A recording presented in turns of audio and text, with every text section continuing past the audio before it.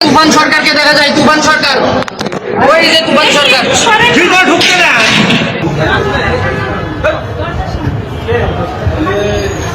আপু, আপনার নাম কি?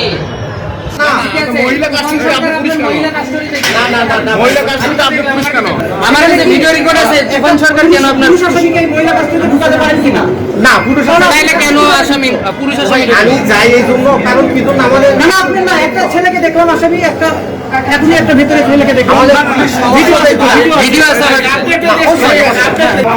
আমাদের সাথে যখন মহিলা আসামি থাকে আমরা তো দেখছি ভিতরে তুফান সরকার আছে। দেশ জুড়ে তোলপাড় ওয়ালজ এন্ড ফ্রিজ কিনে আপনিও হয়ে যেতে পারেন মিলেনিয়ার।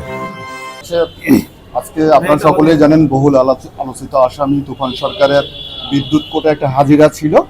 হাজিরা পরবর্তী সময়ে তাকে যে হাজতে রাখার কথা ছিল সেই হাজতে না রেখে মহিলা হাজতে তাকে কোনোভাবে নিয়ে আসা হয় এবং তার সাথে তার স্ত্রী, শেলিকা, শাশুড়ি এবং একজন অ্যাডভোকেটের সহকারীকে আমরা মহিলা হাজতে একসাথে পাই।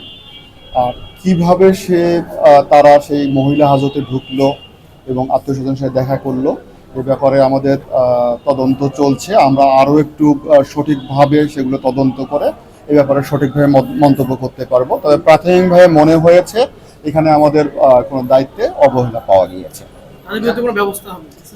আমাদের দায়িত্বে অবহেলা প্রমাণিত হলে অবশ্যই তার বিরুদ্ধে ব্যবস্থা নেওয়া হবে।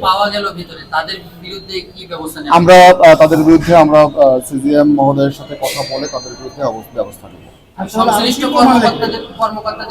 আমরা বলছি সেটা যদি আইনের ব্যত্যয় হয়, প্রাথমিকভাবে আইনের ব্যত্যয় আমার মনে হয়েছে, তবে প্রত্যেকটা অপরাধের বিচার করতে হয় আসলে একটা বিচার প্রক্রিয়ার মাধ্যমে, তদন্তের মাধ্যমে। সেই রিপোর্ট দিলে সেই রিপোর্টের সত্যতা যাচাই হলে তারপর তার বিরুদ্ধে আমাদের বিভাগীয় ব্যবস্থা অবশ্যই রুজু হবে। হোসাইন মোহাম্মদ রায়হান, অতিরিক্ত পুলিশ সুপার, ক্রাইম অফিস।